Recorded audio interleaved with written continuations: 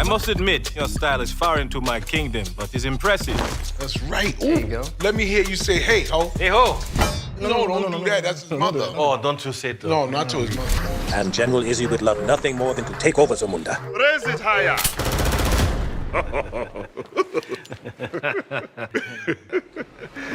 First things first, I really wanted to talk about the cameos. There are so many cameos in the film. Were there any that... I don't know who's in it. You don't know? Don't spoil it for me. If you could pick a cameo, who would you have show up? Tracy Morgan? No, you're already in the movie. Tracy Morgan's already in. Me, if I had a cameo in it, I would want to No, if you had to choose the cameos in the movie. I would like to say Rick Ross. Rick Ross in it. He makes a cameo, right? Yeah. Yeah. He let us use his house. So Rick Ross.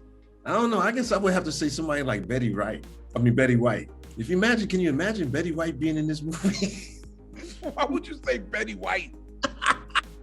I would say Michael Jackson. Oh, Michael Jackson. Oh, man.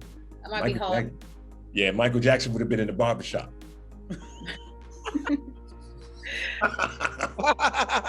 Tracy, your character Reem plays a pivotal role in Coming to America.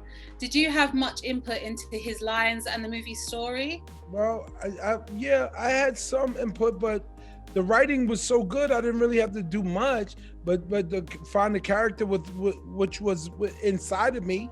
So I looked in the mirror and I found Reem. Uncle Reem is in there, and he derives from my uncle. My real uncle in real life named Fatty Love. I love Fatty Love because he loved me.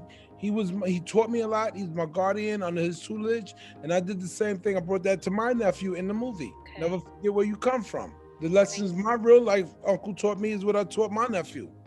I wasn't perfect. I taught him how to hustle, but I also taught him, don't forget where you come from.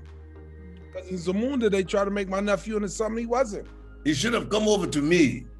You know, you should put him in boarding school in Nexdoria. I would have taken care of all of that, brother. I'll send you back a lion, a bull lion. Wesley, you're used to playing pretty badass roles like Blade, Doc, and Nina Brown. How did you prepare for your comical role as General Izzy? Well, I don't see General Izzy as being a comedical role. He's a very serious man. He has just a mission, and he uses his lightheartedness as a way of persuasion, because he doesn't want to go and get the coalitional call for the Glock or the AK-47. He doesn't want to do any of that anymore. So he tries to be like a petal, like a flower. And those that don't understand that, he crushed them like doo-doo. You had the opportunity to learn a lot of stuff. Right? You didn't know this about General Izzy, did you? I didn't know that. Yeah. People misunderstand him, People He's a complicated man. Yeah. He's a very nice man. He wants everything to be good for everyone. No, he don't. You want to take over. No. That's the takeover. He doesn't want to own everything.